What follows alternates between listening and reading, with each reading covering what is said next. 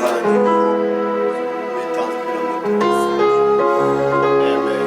Haleluya, haleluya, wabuzua maraso iua ijije ubuntu Mana. Haleluya, haleluya,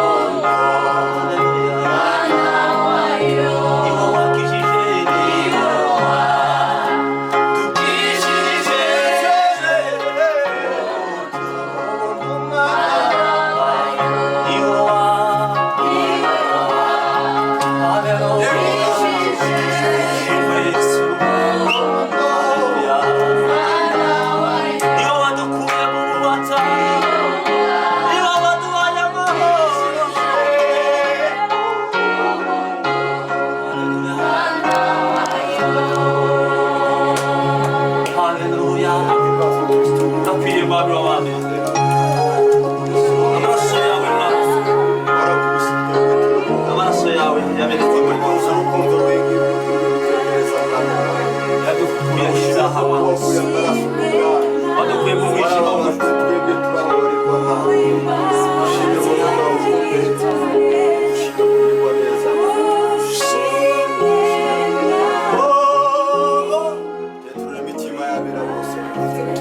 Ganiriza imitima y'abantu bose.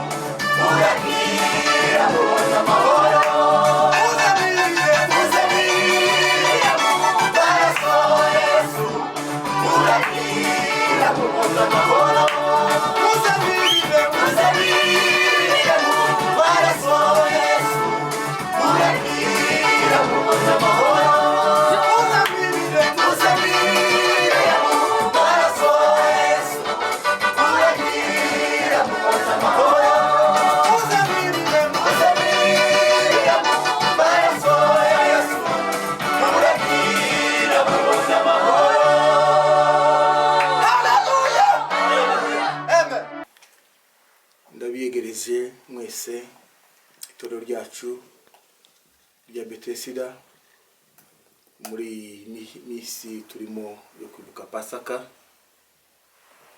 2020. Ejo natekereje ukuntu Pasaka ibaye ya mbere y'amateka twiteraniye twese turi mu maso. Nabitekerejeho nibaza byinshi ijambo ry'Imana rigena ritubwira, ariko kenshi ugasanga ntabwo twabyitayeho. Nabakiriye aho muri mu ngo zanyu, aho mwicaye mwumva ijambo ry'Imana. Ndabasabira umugisha, mukomere, mwihangane muri ibi bihe turimo. Imana ibagirire neza. Amen. Ndakira abantu bose badukurikiye kubw'ijambo ry'Imana, namwe ijambo ry'Imana ribafashe ribakomeze muri ibi bihe. Ndabifuriza Pasaka nziza, mugire Pasaka nziza mu miryango yanyu. Mugire Pasaka nziza mu rugo rwanyu, mu mirimo murimo, mu bihe murimo. Yesu abane namwe. Uyu munsi turaganira ijambo ry'Imana rivuga ngo byose Yesu yarabirangije. Byose Yesu yarabirangije. Ibyo duhamya, ibyo turimo duhamya ni ukuri. Ntabwo ari inkuru z'abantu, ntabwo ari inkuru za Facebook, ntabwo ari ibinyamakuru by'iyi si, ariko ni amakuru y'ukuri. Yesu yarabirangije. Byose yarabirangije. Mu magambo 7 Yesu yavuze ku musaraba, ijambo rya 5 n'irya 6 n'irya 7 reka ryumvugaho. Ijambo rya 5 yarivuze saa 9, aravuga ngo mfite inyota. Haleluya. Amen. Inyota Yesu yaravuze afite. Yarafite inyota kandi yo kongera kubana n'Imana mu bwami bwo mu ijuru. Yarazi kuko ibintu byose birangiye, agakiza kose akarangiza, gucungura kose akurangije. Aravuga ngo mfite inyota. Inyota yaravuze, yarafite inyota yo kuzobana n'aba yacunguye. Yamara akabereka Imana, akavuga ngo ngabo abona acunguye. Aravuga ngo mfite inyota.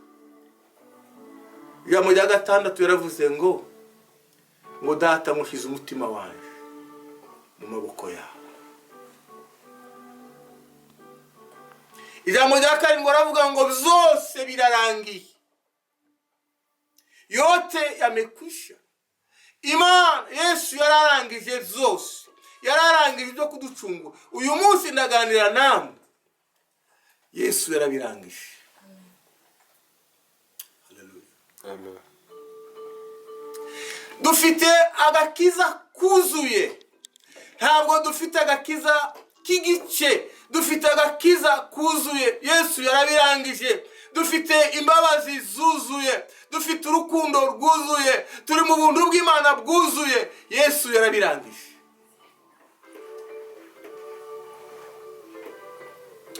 Pasaka niki? Pasaka ni ugucungurwa. Pasaka ni ugutambuka. Ndagusabira gutambuka, Imana igukure muri ibi bihe urimo. Gutambuka niyo Pasaka.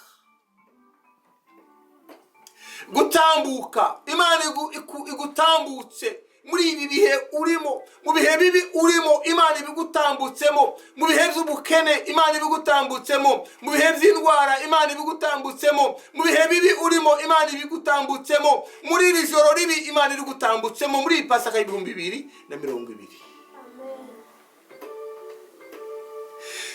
Pasaka Yesu icyo bisobanura, Yesu yaje guhuza isi n'Imana.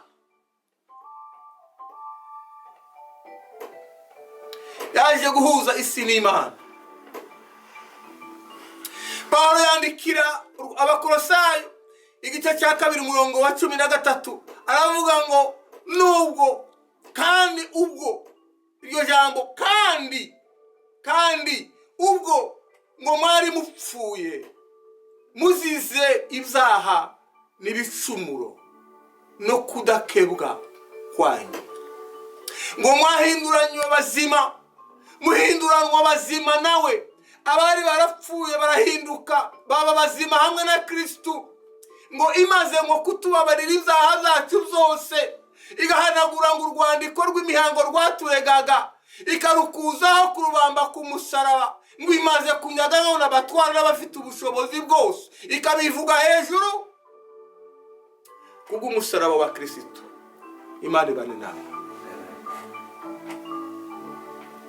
Urwandiko hari ibirego wari ufite, hari ibirego waregwaga, hari ibirego wari ufite, wari upfuye, nta buzima wari ufite, ariko Imana we urimo kunumva aho uri hose, aho wicaye, aho uhagaze, mu mwanya urimo, Imana yaguhinduranye bazima na Kristo.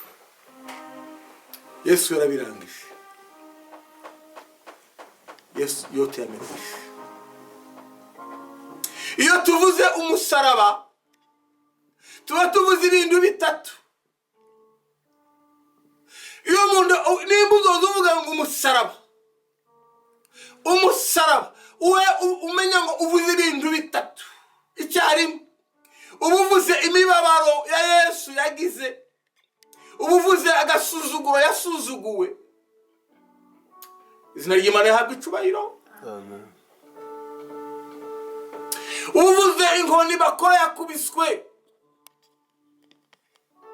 ubuvuze agahinda yagize. Ijambo rya kabiri, ubuvuze kumanikwa kwa Yesu ku giti i Nyabihanga, amanywa y'ihangu amahanga yose arebera. Ijambo rya gatatu, ubuvuze ibigeragezo z'abizera Yesu Kristo.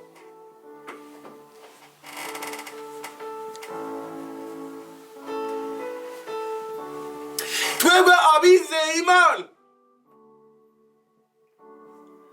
duca mu bigeragezo.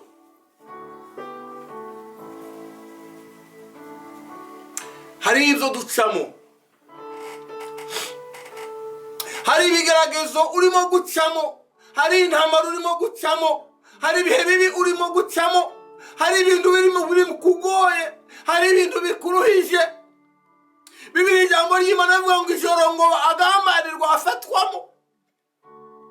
Muri iryo joro ryabaye ijoro ryo gucibwa imanza, ijoro ryo gucibwa urubanza, ijoro ryo gucibwaho iteka,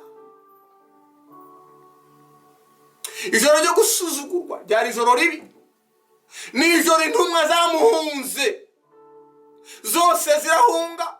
Ijambo ry'Imana rivuga ngo mchungaji akapigwa, kondoo zikatawanyika. Iryo joro umwungeri arakubitwa, intama ziratatana. Ryari ijoro ribi, ryari ijoro ribabaje, ryari ijoro ry'agahinda n'umubabaro, ijoro ry'amarira. Ni ijoro Petero yamwihakanye gatatu.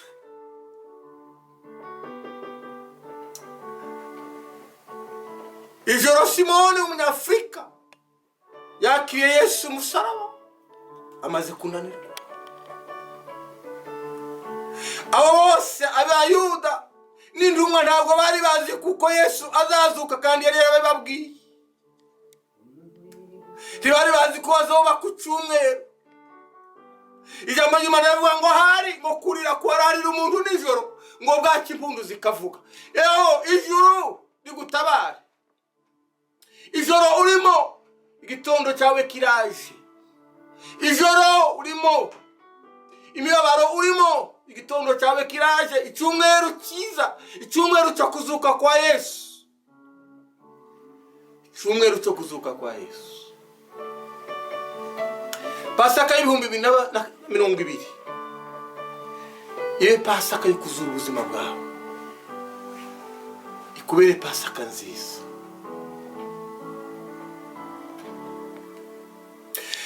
Dusomye ubutumwa bwiza bwa Yohana igice cya 14 umurongo wa 18. Iyo jambo rizari inezeza, yaravuze ngo sizabasiga nk'imfuzi, ariko ngozoza ahantu muri. Aho muri Yesu arahari. Reka nongere ngubwire muri iyi pasaka ngo Yesu ntari kure y'ubuzima bwawe, Yesu ntari kure y'ibibazo byawe, Yesu ntari kure y'urugo rwawe, Yesu ntari kure y'akazi kawe, Yesu ntari kure y'imirimo yawe. Yesu ari hafi yawe.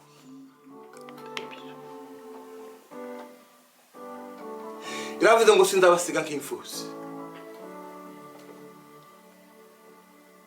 Paulo yandikira Abaefeso igice cya 6 umurongo wa 9 kugeza ku 13. Aravuga ngo ibisigaye mukomerere mu mwami wacu no mu mbaraga z'ubushobozi bwe bwinshi, mu mwambara intwaro zose z'Imana, kugira ngo mudashobora gutsindwa, kugira ngo mushobore guhagarara mudatsinzwe n'uburiganya bwa Satani. Kuko ngo turwana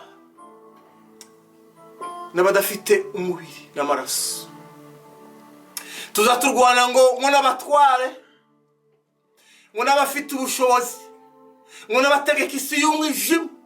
Paulo avuga ngo mwambare intwaro zose z'Imana kugira ngo mushobore kunesha, gushobora gutsinda muri iyi minsi mibi. Muri iki gihe dufite iminsi mibi, turi mu bihe bibi. Igihe umuntu ahayaho ategera uwundi, hari igihe umuntu yagiharamukanya n'uwundi, ntawe uguhereza uwundi ukuboko, ntawe ugiha usuhuza uwundi. Turi mu bihe bibi, turi mu bihe byo kwigunga, igihe cyo kwikingirana mu mazu, ibihe cy'ibitekerezo. Aravuga ngo mwambare intwaro zose z'Imana kugira ngo mushobore kunesha ibi bihe bibi.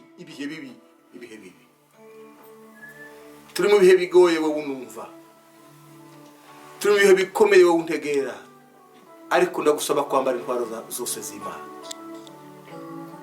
muri iki gihe. Sifa kwa Mungu. Amen. Wambara intwaro zose z'Imana. Dusome ijambo ry'Imana gira turangize muri Yesaya 53 umurongo wa 3. Aravuga ngo yarasuzugurwaga akangwa n'abantu, yari umunyabibabaro wamenyereye intimba, yarasuzugurwaga nk'umuntu abandi bima amaso, natwe titumwubahe. Nukuri intimba zacu nizo yishizeho, imibabaro yacu niyo yikoreye, ariko twebweho twamutekereje kuwakubiswe n'Imana, agacumitwa nayo, agahitamishwa imibabaro. Nyamara ibicumuro byacu nizacumitiwe, yashenjaguriwe gukiranirwa kwacu, igihano kiduhesha amahoro cyari kuri we, kandi imibyimba ye niyo adukwirisha. Ararahira, yarahiye, aravuga ngo nuko yari umuntu uwamurebaga wese ntabwo ngo yamwishimiye. Muri icyo gihe cyo gucungura, muri icyo gihe byose Yesu yabirangije, nta muntu n'umwe wamurebye neza, nta muntu n'umwe wamwishimiye. Bose ngo bamwimaga ngo amaso.